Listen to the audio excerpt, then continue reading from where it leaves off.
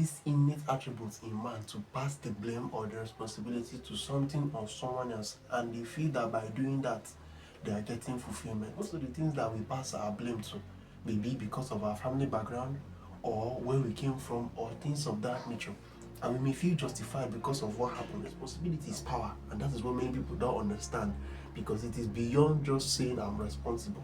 Anything you are responsible for is something you have power over. But the moment you begin to pass the blame or the responsibility to something else or to someone else, you have given your power over to something else, and that thing is going to have rule over. Everybody is coming in with their issues and with their challenges and want you to pass the blame to them so that you can say that you didn't rise because of them. But it will take a man who has understood what responsibility is to say that no matter what, I will stand strong, even under pressure, even under different kinds of situations, and make sure that what God has given to me, whether it is my career or my calling or my ministry or my academics or my whatsoever, I will pursue it and take responsibility for it. Have this in mind that life is a game, and this title of the game is the blame game.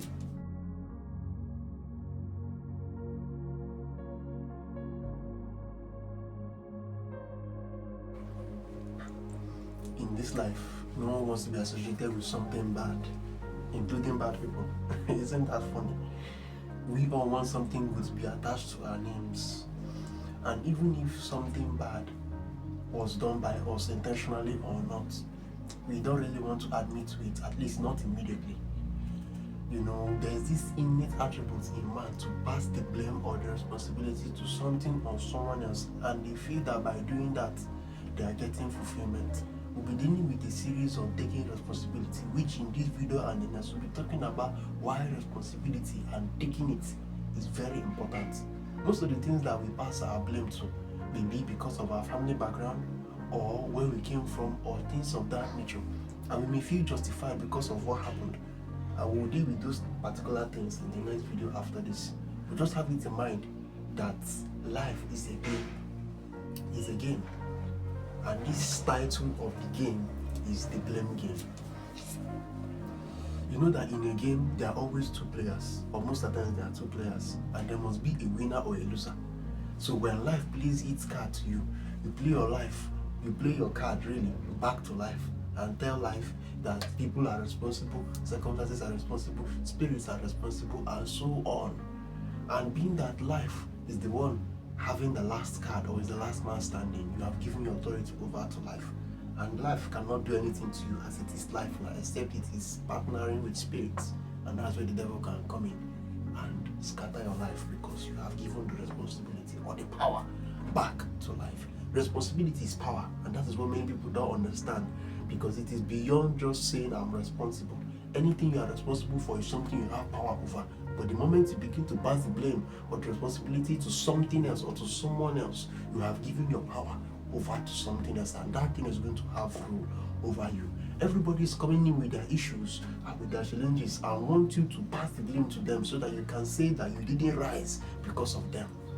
But it will take a man who has understood what responsibility is to say that no matter what, I will stand strong, even under pressure, even under different kinds of situations, and make sure that what God has given to me, whether it is my career or my calling or my ministry or my academics or my whatsoever, I will pursue it and take responsibility for it. We're going to look at people in the Bible times who were faced with situations from life, and under pressure, they gave their responsibility, or as we'll call it, pass the blame to something or to someone else.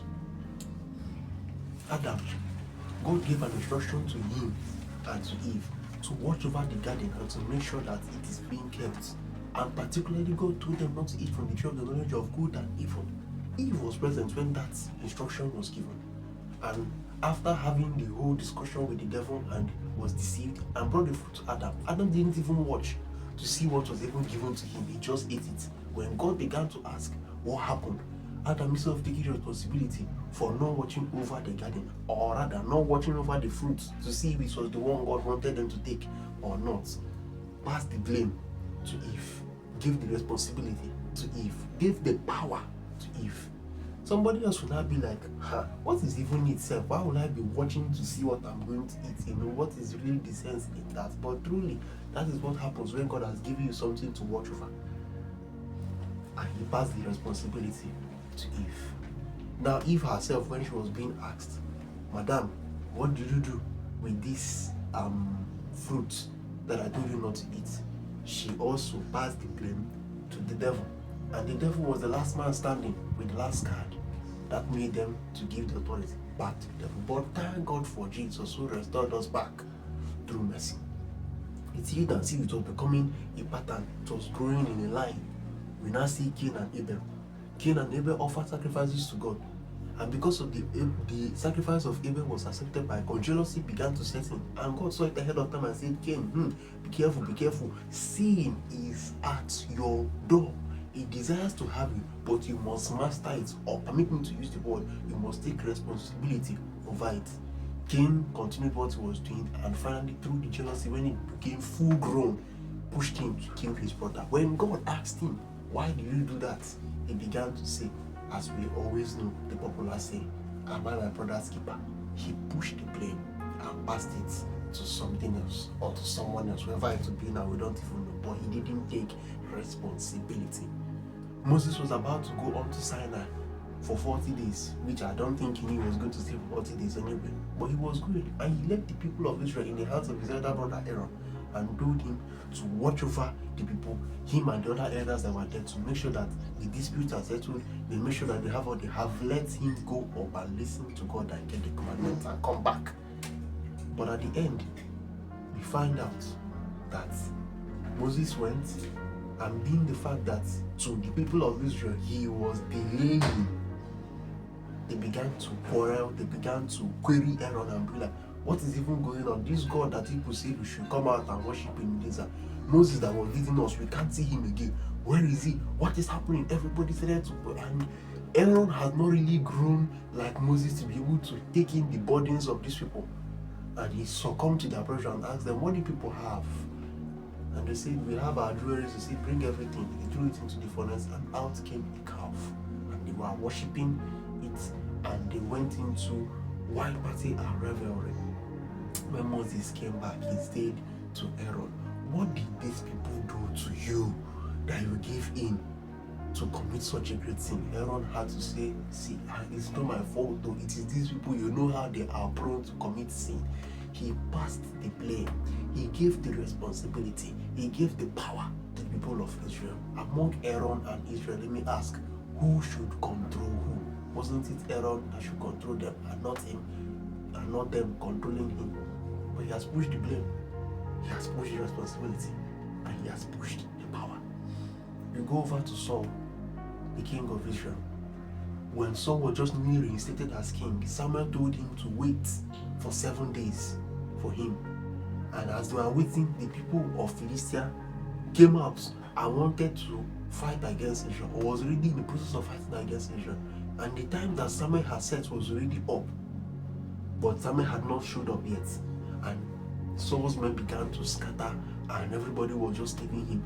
And out of pressure and out of everything, he told them, let them bring the burnt offering. And he climbed up and offered it. Immediately he did that, Samuel arrived. When Samuel asked him why did he do such a thing, he began to pass the blame and said, I saw that the men were scattering, everything was happening. He passed the blame to people, he passed the blame to circumstances, and he was given the responsibility and the power. He repeated that same thing again when God told him to go to Amalek and deliver the people, or rather to deal with Amalek for what they did to Israel when they were coming out of Egypt, to wipe out everything, whether it is animals, whether it is people, whether it is whatsoever, kill them, destroy their land, everything. But he went there and saved some of the people. He partially obeyed. He saved the king and saved some of the animals and said that he's bringing it back as plunder to be used for sacrifices. When Samuel came again and asked him, what did you do? After all the whole I'm obeying, he finally confessed and said that he, because of the men, collected these things back and began to use it for sacrifice. He passed the blame. He passed the responsibility. He passed the power. Pilate, the governor that was set in Israel by the Roman Empire, he had the power to arrest or to release any prisoner. When the people of Israel then, or the Jews as we know them to be, were instigating him to deal with Jesus, to arrest Jesus and to kill him.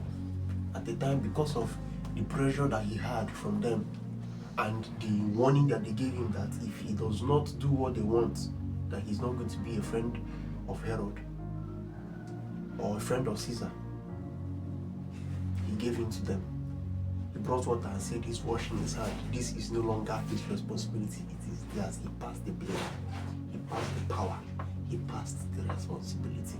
Can I ask you, what has happened to you that you have felt that you are justified enough to pass the blame to someone else? Have it in mind that those things you are passing the blame to, or those people that you are passing the blame to, will get their punishment, but it will not exculpate you for getting your punishment.